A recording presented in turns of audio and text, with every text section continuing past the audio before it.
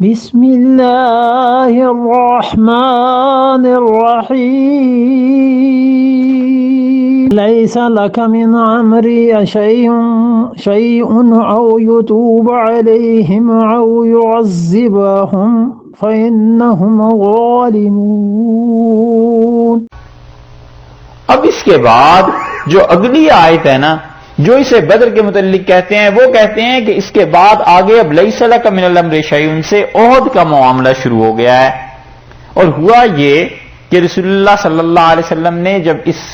ان 50 کے جتھے کو دیکھا، یہ لوگ اتر آئے، جب انہوں نے دیکھا کہ مسلمان غالب آ گئے ہیں، کافر بھاگ گئے ہیں، تو مال غنیمت اب اکٹھا ہو رہا ہے، یہ حضرات بھی نیچے اترے پہاڑ سے جب نیچے اترے تو خالد ابن ولید رضی اللہ عنہ کبھی بھی رسول اللہ صلی اللہ علیہ وسلم کے مقابلے میں آئے نہیں تھے۔ بدر میں ویسے نہیں آئے، احد میں آئے تھے۔ احد میں آئے اور پیچھے کھڑے رہے، اور خالد رضی اللہ عنہ کہتے تھے کہ میں نے ان کافروں کو سمجھایا، مشرکین کو، میں نے کہا مسلمانوں سے ایک تو ٹکر ہے براہ راست، ایک پیچھے سے بھی ہے، یہاں سے پیچھے سے حملہ کرنا چاہیے۔ تو میں اپنے سواروں کو لے کے کھڑا رہا کہ کسی طرح اس پہاڑ کو عبور کرنے کا موقع ملے، تو مسلمان جب آگے جا رہے ہوں گے، پیچھے سے حملہ ہو جائے گا تو میں تمہیں آواز دوں، تم آگے سے پلٹ جانا، اور پیچھے سے ہم ہوں گے تو ہم دونوں گروہ آگے پیچھے سے ان مسلمانوں کو ختم کر دیں۔ خالد رضی اللہ عنہ کچھ کر نہیں سکتے تھے کیونکہ مسلمان بیٹھے ہوئے تھے، اور جب مسلمان نیچے اترے ہیں اس پہاڑ سے جہاں سے رسول اللہ صلی اللہ علیہ وسلم نے منع کیا تھا کہ اس جگہ کو نہیں چھوڑنا، انہوں نے چھوڑی، یہ فوری طور پر پیچھے سے آئے اور انہوں نے حملہ کر دی۔ اب جب پیچھے حملہ ہوا اور مسلمانوں کے جو خیمے لگے ہوئے تھے اس میں آگ لگ گئی، تو حضرت صلی اللہ علیہ وسلم کبھی پیچھے مڑ کر دیکھ رہے ہیں، آگ ہی آگ ہے، آگے دیکھتے ہیں تو کافر ہیں جن کے پیچھے مسلمان بھاگ رہے ہیں، اور چند لمحوں میں کیفیت پلٹ گئی۔ خالد رضی اللہ عنہ سے آوازیں دینا شروع کی، اور وہ جو بھاگتے ہوئے تھے ان کے قدم جم گئے، رک گئے، اور انہوں نے پلٹ کے مسلمانوں کو مارنا شروع کیا۔ اب نتیجہ یہ نکلا کہ پیچھے آگ لگی ہوئی ہے اور آگے سے لوگوں کو وہ مارنا شروع کر دیا انہوں نے، اور اس سارے گھمسان میں ایک آدمی، ایک صحابی رضی اللہ عنہ، ان کی شہادت ہو گئی، اور ان کا اتفاق سے حضرت صلی اللہ علیہ وسلم کے ساتھ شکل و صورت میں مشابہت تھی۔ تو ابن قمیہ تھا، عبداللہ ابن قمیہ، یہ کافر تھا، اس نے جب ان کو مارا، گردن اڑائی، تو اس نے شور مچا دیا، اس نے کہا محمد صلی اللہ علیہ وسلم قد قتل، شہید ہو گئے۔ صحابہ رضی اللہ عنہ کے تو جسے کہنا چاہیے بہت سے لوگ ایسے تھے جن کے تو چھکے چھوٹ گئے، انہوں نے کہا رسول اللہ صلی اللہ علیہ وسلم شہید ہو گئے، اب کیا ہوگا؟ اور کچھ ایسے تھے جو جم گئے، انہوں نے کہا محمد صلی اللہ علیہ وسلم شہید ہوئے ہیں، اللہ تو نہیں، اللہ تو ہمیشہ رہنے والا ہے، اس کے لیے لڑنا ہے۔ اور ایک صحابی رضی اللہ عنہ نے کہا تو پھر اگر وہ شہید ہو گئے ہیں تو اور لڑو تاکہ شہید ہو کے ہم بھی انہی کے پاس پہنچ جائیں۔ یہ سارا ہنگامہ اور چیزیں جب ختم ہوئی ہیں تو رسول اللہ صلی اللہ علیہ وسلم کو بہت شدید ناراضگی تھی ان پر بھی جنہوں نے درہ چھوڑ دیا، اور آپ نے انہیں بلایا اور آپ نے کہا میں نے تمہیں کہا تھا کہ ہماری بوٹیاں بھی یہ نوچ کے لے جا رہے ہوں پرندے، تو بھی تم نے نہیں چھوڑنا، یہ کیا کیا؟ اور دوسری بات یہ کہ رسول اللہ صلی اللہ علیہ وسلم نے کافروں کے لیے بد دعا فرمانا شروع کی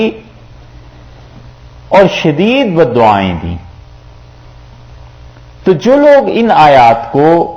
مانتے ہیں کہ یہ مشرکین کے متعلق ہیں،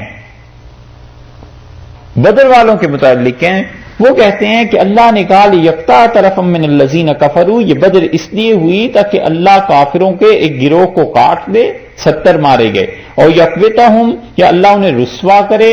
وہ رسوائی تو ہوئی، جو باقی تھے 960